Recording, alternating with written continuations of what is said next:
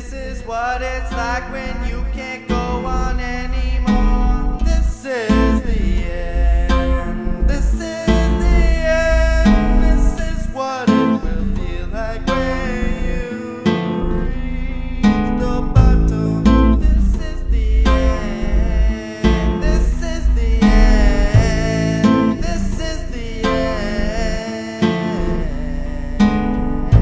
This is what it will be like when you reach the Pocket like a knife, he holds his pistol tight. Handful of trembles, drunk off the Daniels again tonight. He presses his lips, he takes a sip becomes a fifth becomes a mist. Mist equals emptiness, and now he lives exists. No matter how much drink he takes in, the worries don't diminish, the voices won't quit. His head races a mile a minute, the pain still exists. He wishes he could quit, but he can't seem to resist. It's liquid, the past haunts him like the follow of a shadow, unable to swallow. He follows in limbo on a thin line between sanity and feeling hollow, surrounded by beer bottles, cause happiness is left and hasn't been here for the better portion of 5 years. A tear for every lake in Minnesota, fear for every year to come. He climbs and looks at the sky with watered eyes. He remembers the good old days when life was still fun, before he ever bought that gun that he holds in his hand. Gray clouds emanating from the barrel, looking down at his only son.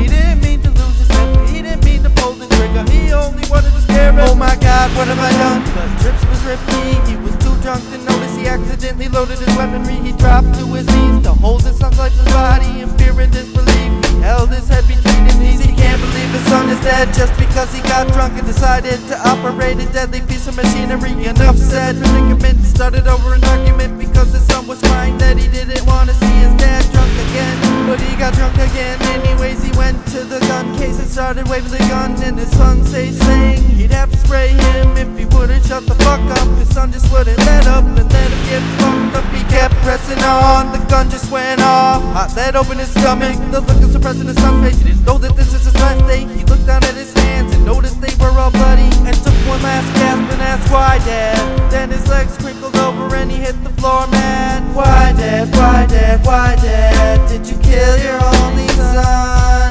Was it something so wrong that he didn't want to see you drunk? This is the end. This is the end. This is what it feels like when you reach the bottom. This is the end. This is the end. This is what it feels like when you reach the bottom. A few hours later, his wife comes home to see her son bloody, lying on the floor. In distress, she runs to call the ambulance, but she can smell the death. Denial's the first step to the grievance process. She can't believe it. The shit that happened this evening, there's no comprehension, and her husband is missing. As her hope diminishes, she looks up to see a note taped to the kitchen fridge. In her husband's cursive with this written: I can't handle it. I shot my own son with the gun from the gun cabinet. You should have seen his face, the look of shock on his face. He didn't know what hit him. It was an accident. I don't know how it happened. I can't stand it. I have to leave. I can't stay here. I'm down at the bar. I really need a meal.